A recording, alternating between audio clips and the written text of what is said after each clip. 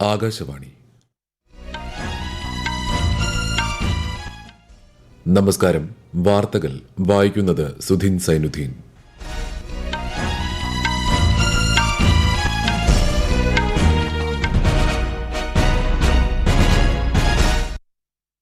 പ്രധാന വാർത്തകൾ.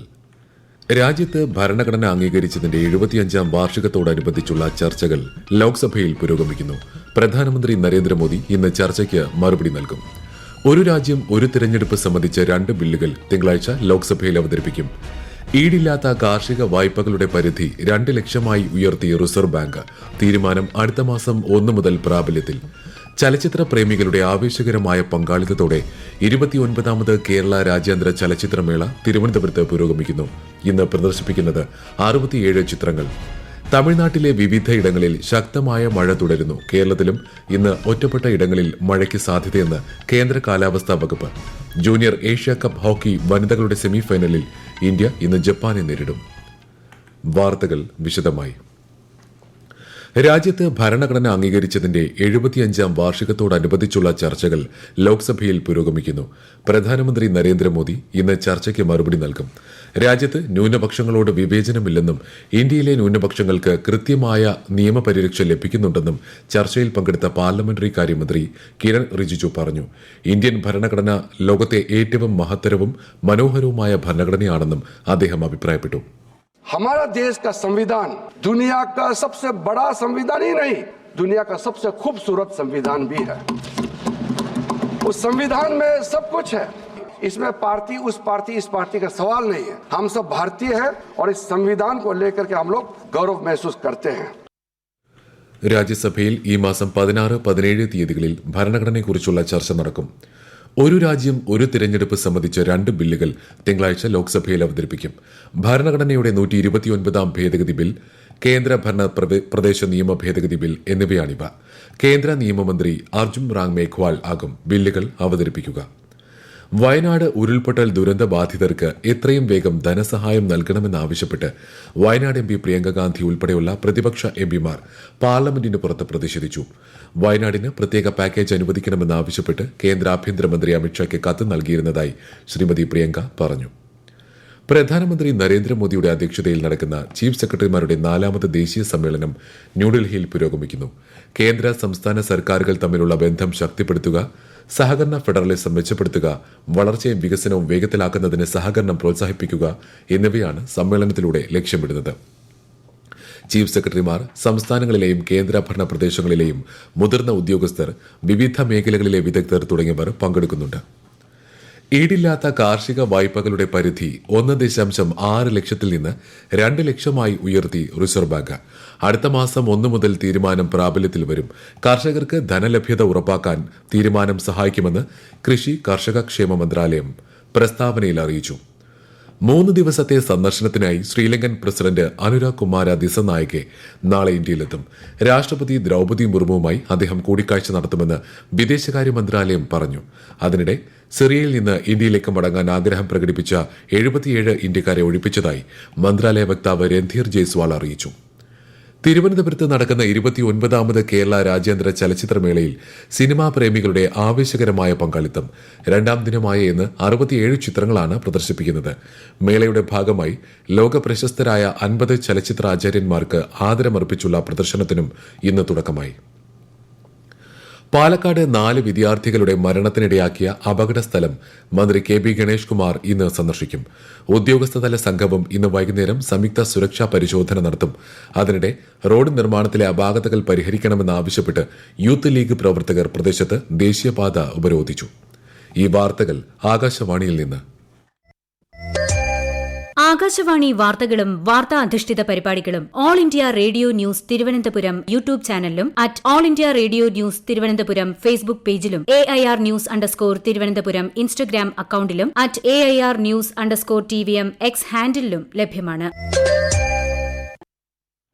വിവിധ ആവശ്യങ്ങൾ ഉന്നയിച്ച് കർഷകർ നടത്തുന്ന ഡൽഹി ചലോ കാൽനട മാർച്ച് പുനരാരംഭിച്ചു. 101 കർഷകരുടെ സംഘമാണ് ദേശീയ തലസ്ഥാനത്തേക്ക് നീങ്ങുന്നത്. കർഷക മാർച്ചിന്റെ പശ്ചാത്തലത്തിൽ ഹരിയാനയിലെ അംബാലയിൽ പല പ്രദേശങ്ങളിലും രാവിലെ മുതൽ ഇന്റർനെറ്റ് സേവനങ്ങൾ താൽക്കാലികമായി നിർത്തിവച്ചിരിക്കുകയാണ്.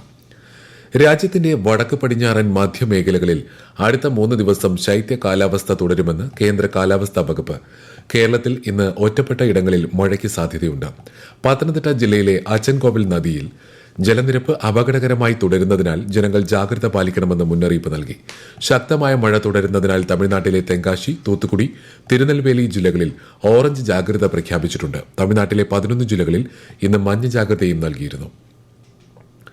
ജൂനിയർ ഏഷ്യ കപ്പ് ഹോക്കി വനിതകളുടെ സെമി ഫൈനലിൽ ഇന്ത്യ ഇന്ന് ജപ്പാനെ നേരിടും. ഇന്ത്യൻ സമയം വൈകുന്നേരം 6 മണിക്ക് മസ്കറ്റിലാണ് മത്സരം. 78ാമത് സന്തോഷ് ട്രോഫി ഫുട്ബോളിൽ ഫൈനൽ റൌണ്ട് പോരാട്ടങ്ങൾക്ക് ഇന്ന് ഹൈദരാബാദിൽ തുടക്കം. ആദ്യ മത്സരത്തിൽ നിലവിലെ ചാമ്പ്യന്മാരായ സർവീസസിനെ 1-0 മണിപ്പൂർ തോൽപ്പിച്ചു. നാളെ രാവിലെ ഗോവയ്ക്കെതിരെയാണ് കേരളത്തിന്റെ ആദ്യ മത്സരം. ബ്രിസ്ബെയിനിലെ ഗബയിൽ നടക്കുന്ന border Gavaskar trophy cricket 3ാം test മത്സരത്തിന്റെ ആദ്യ ദിനം മത്സരം മഴ മൂലം ഉപേക്ഷിച്ചു. ഒടുവിൽ റിപ്പോർട്ട് ലഭിക്കുമ്പോൾ ഇന്ത്യക്കെതിരെ ആതിഥേയരായ ഓസ്ട്രേലിയ വിക്കറ്റ് ഒന്നും നഷ്ടപ്പെടാതെ 28 റൺസ് നേടിയിട്ടുണ്ട്. 5 മത്സരങ്ങളുടെ പരമ്പരയിൽ ഇരു ടീമുകളും നിലവിൽ ഓരോ കളികൾ വീതം വിജയിച്ച് സമനിലയിലാണ്. സ്ത്രീകളുടെ വികസനത്തിൽ നിന്ന് സ്ത്രീകൾ നയിക്കുന്ന വികസനത്തിലേക്ക് മുന്നേറുന്നതിന് കേന്ദ്ര സർക്കാർ പ്രതിജ്ഞാബദ്ധമാണെന്ന് കേന്ദ്ര വിദ്യാഭ്യാസ മന്ത്രി ധർമ്മേന്ദ്ര പ്രധാൻ ന്യൂഡൽഹിയിൽ woman leaders shaping academic excellence four Viksit Bharat at 2047 എന്ന ഏകദിന ശില്പശാല ഉദ്ഘാടനം ചെയ്യുകയായിരുന്നു അദ്ദേഹം. രാജ്യത്തെ ശാസ്ത്ര, സാങ്കേതിക, ഗണിത, വിദ്യാഭ്യാസ രംഗങ്ങളിൽ സ്ത്രീകളുടെ പങ്കാളിത്തം വർദ്ധിച്ചു വരികയാണെന്നും ശ്രീ ധർമ്മേന്ദ്ര പ്രധാൻ വ്യക്തമാക്കി. न्यू वर्ल्ड आ रही है, उसमें नॉलेज बेस्ड इकोनॉमी में भारत में स्टेम एजुकेशन में महिलाओं की पार्टिसिपेशन बढ़ रही है. ये बहुत ही एक सिल्वर लाइन है. ये आने वाले दिनों में और बढ़ेगी. सीबीएसई स्कूल्स में, गवर्नमेंट स्कूल में वुमेन पार्टिसिपेशन ज्यादा है, गर्ल्स स्टूडेंट्स ज्यादा है. മുതിർന്ന കോൺഗ്രസ് നേതാവും മുൻ കേന്ദ്രമന്ത്രിയുമായ EVKS ഇളങ്കോവൻ ചെന്നൈയിൽ അന്തരിച്ചു. 75 വയസ്സായിരുന്നു. നിലവിൽ തമിഴ്നാട്ടിലെ ഈറോഡ് ഈസ്റ്റ് മണ്ഡലത്തിൽ നിന്നുള്ള നിയമസഭാംഗമായിരുന്നു. 2004-2009 കാലയളവിൽ കേന്ദ്ര ടെക്സ്റ്റൈൽസ് മന്ത്രിസ്ഥാനം വഹിച്ചിട്ടുണ്ട്. ദക്ഷിണ കൊറിയയിൽ പ്രസിഡന്റ് യൂൻ സുക് യോളിനെതിരായ 2ാം ഇംപീച്ച്മെന്റ് പ്രമേയത്തിൽ ഇന്ന് പാർലമെന്റിൽ വോട്ടെടുപ്പ്. പ്രമേയത്തിന് ദേശീയ അസംബ്ലിയിലെ 300 അംഗങ്ങളിൽ 200 പേരുടെ പിന്തുണ ആവശ്യമാണ്. ശേഷം വിഷയം ഭരണഘടനാ കോടതി പരിഗണിക്കും. പ്രസിഡന്റ് യൂണിന്റെ രാജി ആവശ്യപ്പെട്ട് കഴിഞ്ഞ ദിവസം ദക്ഷിണ കൊറിയയിൽ വലിയ പ്രതിഷേധമാണ് ഉണ്ടായത്. അന്താരാഷ്ട്ര ബോണ്ടുകളുടെ പുനഃക്രമീകരണം പൂർത്തിയാക്കി ശ്രീലങ്ക. കുടിശ്ശികയായി തീർന്ന ബോണ്ടുകൾക്ക് പകരമായി ഈ വർഷം നവംബർ 25 പുറത്തിറക്കിയ പുതിയ ബോണ്ടുകളാണ് നടപടിയുടെ ഭാഗമായി നിക്ഷേപകർക്ക് കൈമാറിയത്. രാജ്യത്തെയും വിദേശത്തെയും ബോണ്ടുടമകൾ പ്രകടിപ്പിച്ച വിശ്വാസത്തിന്റെ സൂചകമാണ് ഇതെന്ന് ശ്രീലങ്കൻ പ്രസിഡന്റ് അനുരാഗ് കുമാര ദിസനായകെ പ്രതികരിച്ചു. വിഖ്യാത ഹിന്ദി ചലച്ചിത്ര നടനും നിർമ്മാതാവും സംവിധായകനുമായിരുന്ന രാജ് കപൂറിന്റെ 100ാം ജന്മവാർഷിക ദിനത്തിൽ ആദരമർപ്പിച്ച് പ്രധാനമന്ത്രി നരേന്ദ്രമോദി. അദ്ദേഹത്തിന്റെ സിനിമകൾ സാധാരണക്കാരുടെ അഭിലാഷങ്ങളും പോരാട്ടങ്ങളും പ്രതിഫലിപ്പിച്ചിരുന്നുവെന്ന് സമൂഹമാധ്യമ പോസ്റ്റിൽ പ്രധാനമന്ത്രി അനുസ്മരിച്ചു. അഡ്മിറൽ കപ്പിനായി കണ്ണൂർ ഏഴിമല നാവിക അക്കാദമിയിൽ നടന്ന പായ്വഞ്ചിയോട്ട മത്സരത്തിൽ റഷ്യ ജേതാക്കളായി. ഇറ്റലി 2ാം സ്ഥാനവും ഇന്ത്യ 3ാം സ്ഥാനവും നേടി. ആരോഗ്യനില വഷളായതിനെ തുടർന്ന് മുൻ ഉപപ്രധാനമന്ത്രിയും മുതിർന്ന BJP നേതാവുമായ LK അഡ്വാനിയെ ആശുപത്രിയിൽ പ്രവേശിപ്പിച്ചു. ഇന്നലെ രാത്രിയാണ് അദ്ദേഹത്തെ ഡൽഹി അപ്പോളോ ആശുപത്രിയിൽ പ്രവേശിപ്പിച്ചത്. അദ്ദേഹത്തിന്റെ ആരോഗ്യനില തൃപ്തികരമാണെന്ന് ഡോക്ടർമാർ അറിയിച്ചു. ഡൽഹിയിലെ RK പുറത്തുള്ള സ്വകാര്യ സ്കൂളിന് ബോംബ് ഭീഷണി. ഇന്ന് രാവിലെ ഇമെയിലിലൂടെയാണ് ഭീഷണി സന്ദേശം ലഭിച്ചത്. പോലീസും ബോംബ് സ്ക്വാഡും അഗ്നിശമന സേനയും തിരച്ചിൽ നടത്തിയെങ്കിലും സംശയാസ്പദമായി ഒന്നും കണ്ടെത്തിയില്ല. ഇന്നലെ നഗരത്തിലെ 30-ലധികം സ്കൂളുകൾക്ക് വ്യാജ ബോംബ് ഭീഷണി ലഭിച്ചിരുന്നു. ഡൽഹിയിൽ വോട്ടർ പട്ടിക പരിഷ്കരിക്കുന്നതിനുള്ള നടപടിക്രമങ്ങൾ സൂക്ഷ്മതയോടെ തുടരണമെന്ന് കേന്ദ്ര തെരഞ്ഞെടുപ്പ് കമ്മീഷൻ ഡൽഹി ചീഫ് ഇലക്ടറൽ ഓഫീസറോട് നിർദ്ദേശിച്ചു. വോട്ടർ പട്ടികയിൽ നിന്ന് പേര് നീക്കം ചെയ്യുന്നതിനുള്ള പ്രക്രിയ സുതാര്യമാവണമെന്നും രാഷ്ട്രീയ പാർട്ടികളുടെ പങ്കാളിത്തം ഉൾപ്പെടുത്തണമെന്നും കമ്മീഷൻ ഡൽഹി സിഇഒയ്ക്ക് അയച്ച കത്തിൽ പറഞ്ഞു. പ്രധാന വാർത്തകൾ വീണ്ടും. രാജ്യത്ത് ഭരണഘടന അംഗീകരിച്ചതിന്റെ 75ാം വാർഷികത്തോടനുബന്ധിച്ചുള്ള ചർച്ചകൾ ലോക്സഭയിൽ പുരോഗമിക്കുന്നു. പ്രധാനമന്ത്രി നരേന്ദ്രമോദി ഇന്ന് ചർച്ചയ്ക്ക് മറുപടി നൽകും. ഒരു രാജ്യം ഒരു തിരഞ്ഞെടുപ്പ് സംബന്ധിച്ച 2 ബില്ലുകൾ തിങ്കളാഴ്ച ലോക്സഭയിൽ അവതരിപ്പിക്കും. ഈടില്ലാത്ത കാർഷിക വായ്പകളുടെ പരിധി 2 ലക്ഷമായി ഉയർത്തി റിസർവ് ബാങ്ക്. തീരുമാനം അടുത്ത മാസം 1 മുതൽ പ്രാബല്യത്തിൽ. ചലച്ചിത്ര പ്രേമികളുടെ ആവേശകരമായ പങ്കാളിത്തത്തോടെ 29ാമത് കേരള രാജ്യാന്തര ചലച്ചിത്രമേള തിരുവനന്തപുരത്ത് പുരോഗമിക്കുന്നു. ഇന്ന് പ്രദർശിപ്പിക്കുന്നത് 67 ചിത്രങ്ങൾ.